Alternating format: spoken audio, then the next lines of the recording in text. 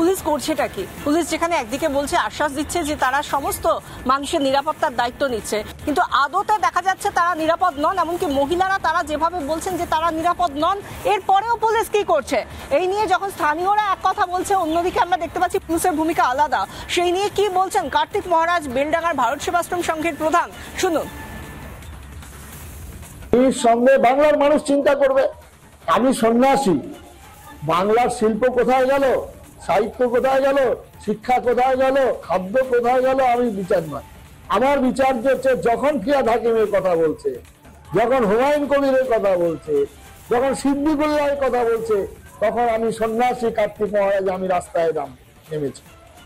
সেদিন থেকে আমি বক্তব্য রাখছি। কেন? এটা আমার ধর্ম, আমার সংস্কৃতি, আমার সমাজ, আমার দেশের সঙ্গে যুক্ত রয়েছে। আজকে আমি বাঙালিকে বলবো আমার ধর্মের উপর আক্রমণ এসছে, আমি বলবো এবারে বাংলার মানুষ চিন্তা ভাবনা করবেন। 26-এর প্রচার রাজনৈতিক ভাবে, রাজনৈতিক যারা দলের নেতা তারা প্রচার করবে। আমরা সন্ন্যাসী হিসাবে আমার ধর্মের উপরে আঘাত এসছে, আমার ধর্মের মানুষ আহত হচ্ছেন, আমার পূজা বন্ধ হয়ে যাচ্ছে, আমরা সেটা আবেদন করব। যে দল ভারতবর্ষের কথা বলবে, যে দল হিন্দু ধর্মের কথা বলবে, যে দল হিন্দু ধর্মের রক্ষার কথা বলবে, যে দল আমাদের সংস্কৃতির কথা বলবে, সেই দলের আমরা ভোট দিতে বলবো। যে রাজ্যের মুখ্যমন্ত্রী বলে থাকেন ধর্ম যার যার উৎসব সবার, সেখানে যারা পালন করতে চাইছেন তাদের কেন বাধা দেওয়া হচ্ছে? কেন তাদের বলপূর্বক তাদের নিজস্ব ঐতিহ্যকে যাতে ঝেড়ে ফেলে দেওয়া হয় সেই কথা বলা হচ্ছে? কেন বলছি এ কথা? কারণ মোথাবাড়ির মানুষ, মহিলারা তারা বলছেন রাত 2টোর সময় পুলিশ এসে তাদেরকে রীতিমতো হুমকি দিচ্ছে, শাখা পলা খুলে ফেলার কথা বলা হচ্ছে, নির্দিষ্ট একটি সম্প্রদায়ের মহিলাদের মতো মাথা ঢাকতে বলা হচ্ছে। কেন? যদি বেরোতেই হয় তাহলে নাকি শাখা পলার চিহ্ন তাদের গায়ে রাখা যাবে না, তাদের মুখ ঢেকে বেরোতে হবে। কিসের জন্য? কেন এ কথা বলা হচ্ছে? তারা নিজেরা কি বলছেন একবার শোনাবো আপনাদের। গত রাতে দুজনকে উঠিয়ে নিয়ে গেছে। মহিলারা বাড়িতে ঢুকতে পারছে না, কোথাও যদি যাচ্ছে শাখা পলা খুলে হিজাবের মতন কাপড় পরে ঢুকতে হবে, এরকম বলছে। স্যার আপনি মথাবাড়িতে যাবেন একটু।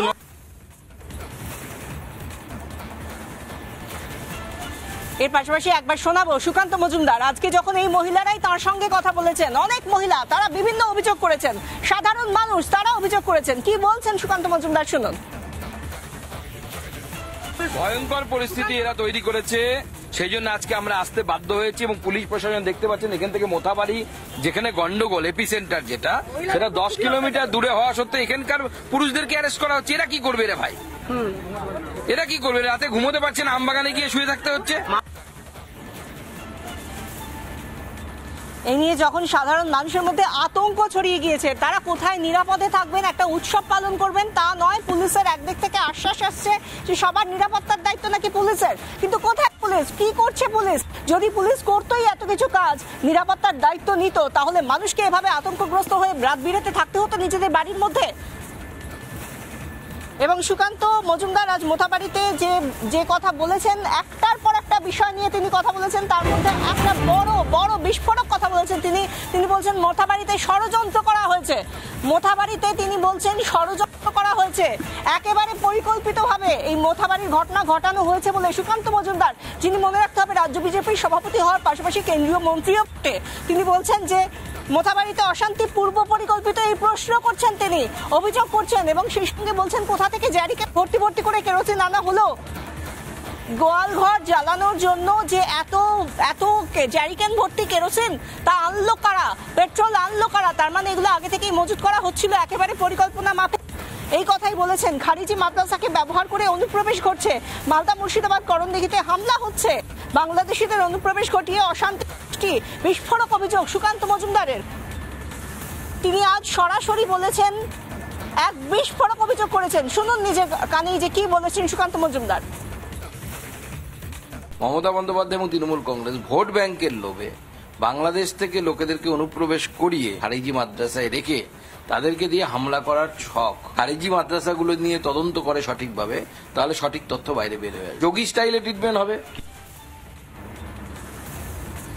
সুকান্ত মজুমদার একেবারে ভয়ঙ্কর ষড়যন্ত্রের কথা বলছেন। এর পাশাপাশি তৃণমূল সাংসদ সৌগত রায় তিনি কি বলছেন শুনুন।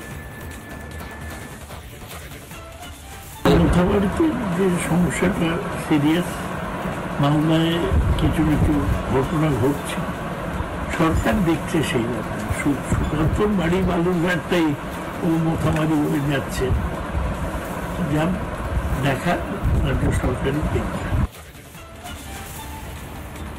অশান্তির ঘটনায় স্থানীয়দের কোনো হাত নেই এমনই কথা আগে বলেছিলেন, এমনই অভিযোগ করেছিলেন মালদা জেলা পরিষদের একজন সদস্য। কি বলেছিলেন শুনুন।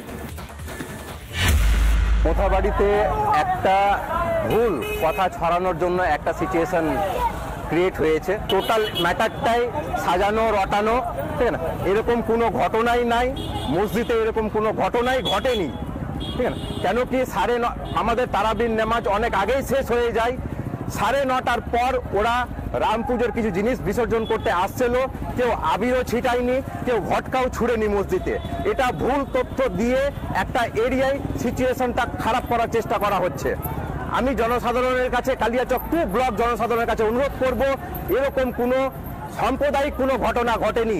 আমরা পরস্পর এখানটায় দীর্ঘদিন ধরে আমরা বসবাস করি এবং ভবিষ্যতেও আমরা এখানটায় পরস্পর একই সঙ্গে বসবাস করব।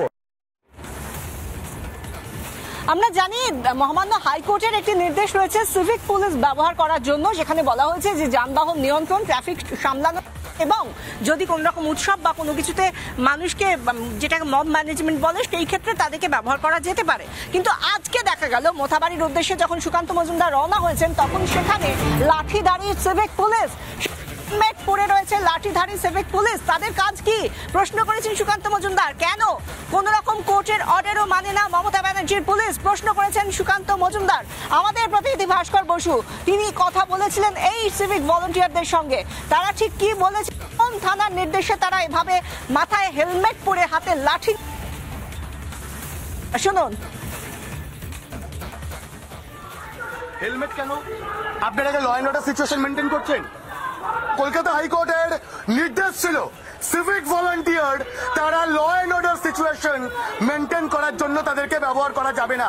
আর এই মুহূর্তে মালদার ছবি দেখো, রাজ্যের পুলিশ, রাজ্যের প্রশাসন, তাদের ভূমিকা নিয়ে আবারও প্রশ্ন। সিভিক ভলান্টিয়ার সার দিয়ে দাঁড়িয়ে রয়েছে, প্রত্যেকের মাথায় হেলমেট, হাতে লাঠি, দেখে মনে হচ্ছে তারা হয়তো যুদ্ধে যাচ্ছেন। জানি না তারা কোন যুদ্ধে যাচ্ছেন, কারণ বিজেপি রাজ্য সভাপতি সুকান্ত মজুমদার তিনি প্রশ্ন তুলছেন যে এই পুলিশ, এই প্রশাসন কোথায় ছিল যখন অশান্তি তৈরি করা হচ্ছিল? আপনারা তো সিভিক ভলান্টিয়ার, এখানে কি করছেন? হ্যাঁ, এখানে কি করছেন? এখানে আপনাদের ডিউটি দিয়েছে? কে দিয়েছে? ও তো জানি না।